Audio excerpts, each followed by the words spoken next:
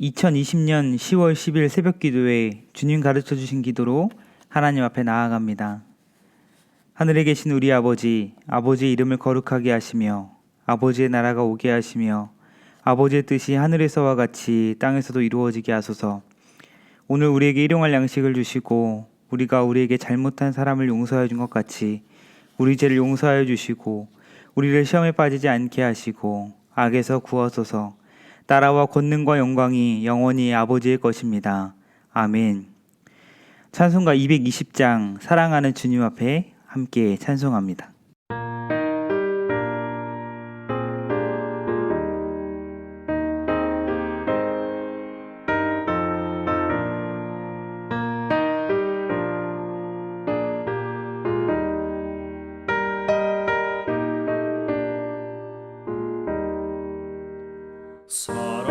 사랑하는 주님 앞에 형제자매 한자리에 그 시련에 생각하며 즐거운 찬송 부르네.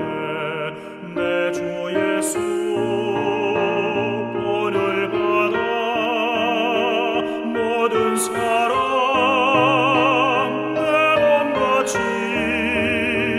환난 근심 위로하고 진심으로 사랑하세. 사랑하는 주님 앞에 온갖 충성 다 바쳐서 괴로우나 즐거우나 주님만 입소서.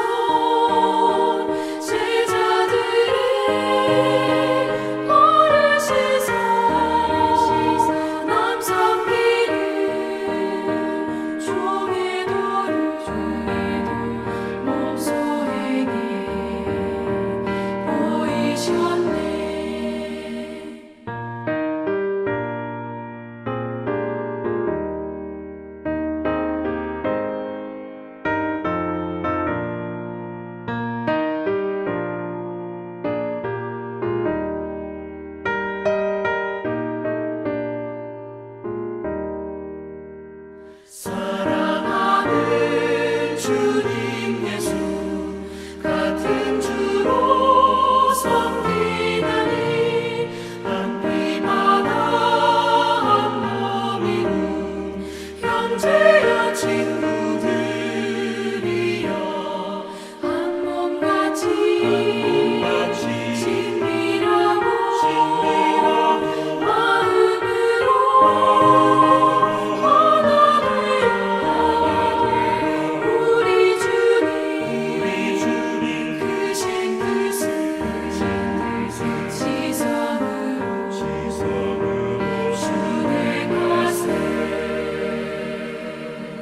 오늘 이 새벽에 하나님께서 우리 화평 공동체에 주신 하나님의 말씀은 신명기 19장 15절에서 21절까지의 말씀입니다. 신명기 19장 15절에서 21절까지의 말씀 제가 봉독합니다.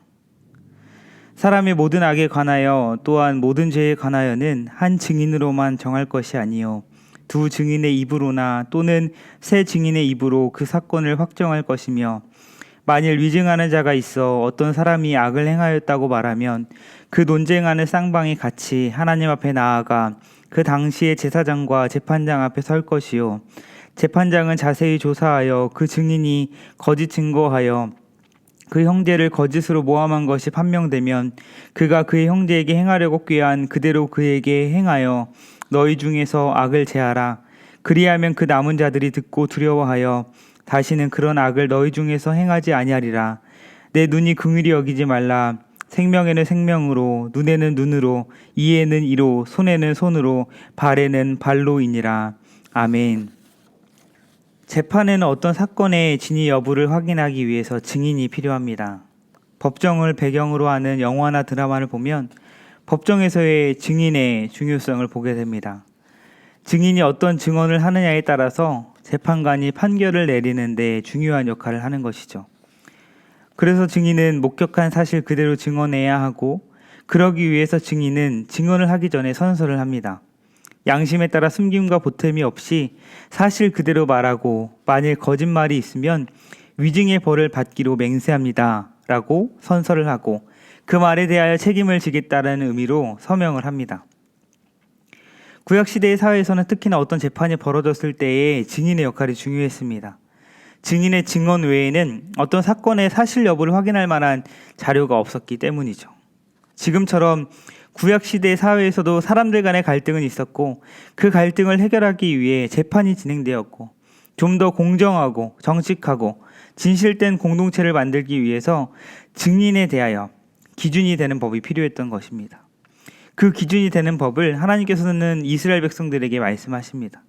먼저 오늘 본문 15절 말씀을 보면 증인의 증언으로서의 효력을 갖기 위한 조건이 나옵니다.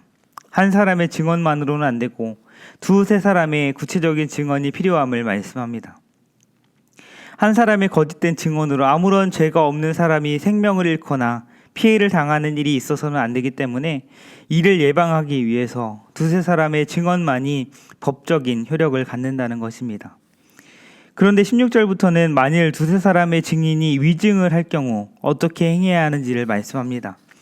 우리는 사람의 이기심과 탐욕, 악함으로 말미암아 두세 사람의 거짓 증인을 세우고 위증을 하게 되는 것을 성경 가운데서 볼 수가 있습니다. 대표적으로 보여주는 사건이 바로 열왕기상 21장에 나오는 나봇의 포도원 사건이죠. 당시 악한 왕이었던 아합은 자신의 군 가까이 있던 나봇의 포도원을 갖고 싶어 합니다. 아합의 아내 이세벨은 이 사실을 알고 나봇의 포도원을 차지하기 위해서 두 명의 거짓 증인을 세웁니다. 그 두 거짓 증인을 통하여서 나봇이 하나님과 왕을 저주했다고 증언하게 하고, 결국 나봇은 돌에 맞아 죽게 됩니다. 아무런 죄가 없는 나봇이 거짓 증인들로 인하여서 억울한 죽음을 당하게 된 것이죠. 아합과 이세벨이 얼마나 악한 사람들이었는가를 볼 수 있습니다. 내 이웃에 대하여 거짓 증언하지 말라라고 하나님께서 말씀한 십계명에 분명히 기록되어 있음에도 불구하고 하나님에 대한 두려움, 경외함이 없던 이세벨은 자신들의 욕심에 따라 거짓 증인을 내세워 없는 말을 만들어내고 그 거짓 증언을 통해서 아무런 죄가 없는 나봇을 죽인 것입니다. 이세벨은 거짓 증언하여 10계명 중 제9계명을 어긴 것뿐만 아니라 살인하지 말라는 6번째 계명도 어긴 것이죠. 거짓 증언은 단순히 사람 대 사람의 문제가 아닙니다. 하나님의 말씀에 대한 불순종인 것이죠. 거짓 증언은 단순히 거짓말로 끝나는 것이 아니라 더 큰 죄를 불러오게 됨을 이 나봇의 포도원 사건을 통해 보게 됩니다. 당시 이스라엘 백성 중에 혹여나 나봇의 포도원 사건과 같이 거짓 증인에 의해서 이런 억울한 일을 당하지 않도록 그 당시의 제사장과 재판장들은 하나님 앞에서 모든 정황을 자세하게 살펴본 후에 신중하게 판결을 내려야 했습니다. 17절 말씀을 보면 어떤 갈등이 있을 때에, 어떤 해결하기 어려운 사건이 있을 때에 하나님 앞에 나아가라 말씀합니다. 당시에 쉽게 판단하기 어려운 사건들은 이렇게 하나님 앞에, 제사장과 재판장 앞에 가지고 나왔던 것입니다. 하나님께서 판단하시도록 하나님 앞에 있다는 생각을 가지고 모든 것을 감찰하신 하나님 앞에 있기 때문에 쌍방의 사람들은 모두 양심에 따라 진실만을 말하고, 재판관 역시도 편중되지 않고 자세하게 살펴서 신중하게 공정한 판단을 해야 하는 것입니다. 그러나 어떤 사람이 하나님에 대한 경외함 없이 하나님 앞에서 거짓 증언을 하고 그 거짓 증언한 것이 조사하는 중에 드러나게 된다면 어떻게 해야 하는가? 18절을 보면 인상적인 것은 15절, 16절에서는 사람, 남자라는 단어를 사용했는데 18절에서는 그의 형제라는 단어를 사용합니다. 이것은 그냥 쓴 것이 아니라 의도한 것입니다. 같은 이스라엘 사람 한 공동체라는 것이죠. 만일 거짓 증언을 한다면 그 거짓 증인은 무엇입니까? 같은 공동체 안에 있는 한 형제라는 사실을 잊어버린 것이죠. 이는 거짓 증언을 하는 거짓 증인의 가장 큰 문제입니다. 같은 한 공동체의 한 형제라는 사실을 기억한다면 형제에게 피해를 주기 위해서 악한 의도를 가지고 거짓 증언하지 않는다라는 것입니다. 그렇게 한 공동체 안에 있는 그의 형제에게 악한 의도를 가지고 거짓 증언하는 자가 있다면 어떻게 행해야 하는가? 행할 태도에 대해서 19절에 말씀합니다. 위증을 한 자가 그 형제에게 행하려고 꾀한 그대로, 계획한 대로, 의도한 대로 그에게 갚아주라는 것이죠. 그렇게 하여 그 위증한 자를 제하라 말씀합니다. 21절에는 악을 행한 자에 대해서 긍휼히 여기지 말라라고 말씀합니다. 형벌을 줄 때 조금도 머뭇거리지 말라는 것이죠. 또한 생명에는 생명으로, 눈에는 눈으로, 이에는 이로, 손에는 손으로, 발에는 발로 저지른 죄에 대해서 마땅한 형벌을 줄 것을 말씀합니다.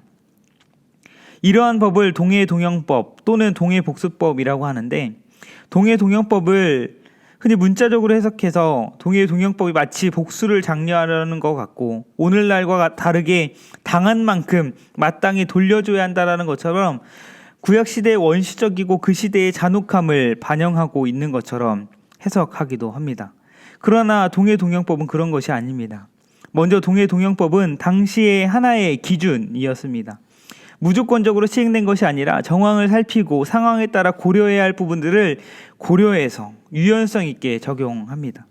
또한 동해동형법은 복수를 장려하고 마땅히 당한 만큼 대갚아 주라고 있는 법이 아니라 당시에 가혹하고 극단적인 보복이 성행하던 그 시대에 보복의 한계를 정해서 과도한 복수를 방지하는 역할을 했던 것이 바로 이 동해동형법인 것이죠.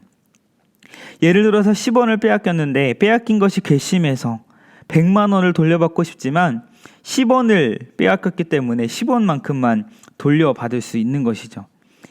동해동형법은 당시의 재판관이 범죄에 관해서 형벌을 내릴 때 재판장들의 판례로서 제정된 것입니다. 오늘 본문에 기록된 눈에는 눈으로, 이에는 이로, 손에는 손으로, 발에는 발로, 이 동해동형법은 피도 눈물도 없는 무자비한 원칙이 아니라 공정하고 정의로운 법인 것입니다. 이처럼 죄에 대해서 긍휼히 여기지 않고 지은 죄에 대하여 정당한 형벌을 주는 것은 이스라엘 백성이 하나님의 거룩한 백성으로서 흠없고 정결한 삶, 정직한 삶을 살게 하시려는 하나님의 뜻이 담겨 있습니다. 무엇보다 죄에 대해 정확하게 판단하고 죄를 지은 자를 긍휼히 여기지 않고 정확한 기준에 의한 판결을 통해 정당한 대가를 치르게 함으로써 그 심판을 지켜보고 듣는 자들에게 죄에 대하여 경각심을 갖게 하려는 목적이 있는 것입니다. 20절 말씀에 그리하여 그 남은 자들이 듣고 두려워하여 다시는 그런 악을 너희 중에서 행하지 아니하리라 라고 말씀합니다. 위증한 자에게 그에 상응하는 형벌을 내림으로써 그 심판을 보고 듣는 자들이 위증한 죄에 대한 심판이 얼마나 무섭고 무겁고 중하다는 사실을 인식하게 함으로써 더 이상 같은 죄를 반복하게 하지 않으려는 것입니다. 오늘 말씀을 통하여서 우리의 삶을 되돌아보길 원합니다. 우리는 얼마나 하나님을 경외하는 마음으로 살아가고 있습니까? 우리는 하나님 앞에서 정직하고 진실하게, 또한 하나님께 받은 은혜와 사랑을 이웃에게 전하며 살아가고 있습니까? 혹여나 내 안에 이기심, 질투심, 미움, 이런 악한 마음으로, 악한 의도로 이웃에 대하여 있지도 않은 일을 이야기하거나 사실과 전혀 다른 이야기를 하고 있지는 않습니까? 졸지도 주무시지도 않는 하나님, 무한하시고 전능하신 하나님은 우리의 삶을 세밀하게 지켜보고 계십니다. 우리는 날마다 하나님께서 나의 삶을 지켜보고 계신다라는 것을 의식하며 우리의 삶이 하나님 앞에 있음을 잊지 않고 기억하며 살아가길 바랍니다. 이웃에 대하여 거짓 증거하지 않는 삶, 이것이 하나님의 말씀에 순종하는 삶입니다. 하나님의 거룩한 백성다운 삶의 모습인 것이죠. 이 시간, 이 새벽에 혹여나 그렇게 살지 못했던 우리 자신의 삶의 모습이라면 하나님 앞에 진실되게 고백하며 회개하며 나아가시길 바랍니다. 하나님, 내 안에 거짓된 마음, 이기심, 악한 마음들을 제거하여 주시옵소서. 하나님, 그 무엇보다도 하나님을 경외하는 마음이 내 안에 있길 원합니다. 하나님, 하나님의 백성답게 언제나 진실된 삶, 내 이웃을, 내 형제를 품고 사랑하는 삶이 되게 해달라고 하나님의 도우심을 구하며 나아갈 때 하나님께서 이 새벽에 우리의 기도를 들으시고 우리의 마음을, 우리의 삶을 변화시켜 주실 것입니다. 우리의 삶이 하나님께서 보시기에 거룩한 삶, 하나님을 기쁘시게 하는 삶이 될 줄 믿습니다. 오늘 하루 하나님의 도우심 가운데 하나님의 말씀에 순종하며 살아가는 우리 화평 공동체 모든 성도님 되시길 주님의 이름으로 축복합니다. 이 시간 함께 기도하며 나아가길 원합니다. 먼저 오늘 우리에게 주신 말씀을 놓고 기도하며 나아가길 원합니다. 하나님을 경외하는 마음 주시어서 항상 진실된 삶, 내 이웃, 내 형제를 사랑하는 삶 살게 하옵소서. 또한 주일 예배를 위해 함께 기도하며 나아가길 원합니다. 주일 예배 가운데 하나님께서 풍성한 은혜 주시고 말씀을 전하시는 담임 목사님과 부교육자 가운데 영육 간의 강건함 주시어서 말씀을 통해 역사하시는 살아계신 하나님을 경험하게 하옵소서. 또한 후반기 사역을 위해 함께 기도하며 나아가길 원합니다. 과이분 아카데미, 특별저녁 기도회, 참사랑 축제 등 후반기 사역이 은혜 가운데 진행되게 하시고 사역을 통해 침체된 신앙이 회복되고 믿지 않는 자들이 주님께로 돌아오는 귀한 역사 있게 하옵소서. 이런 기도 제목을 가지고 또한 개인의 기도 제목을 가지고 함께 기도하며 나아가겠습니다. 함께 기도하겠습니다.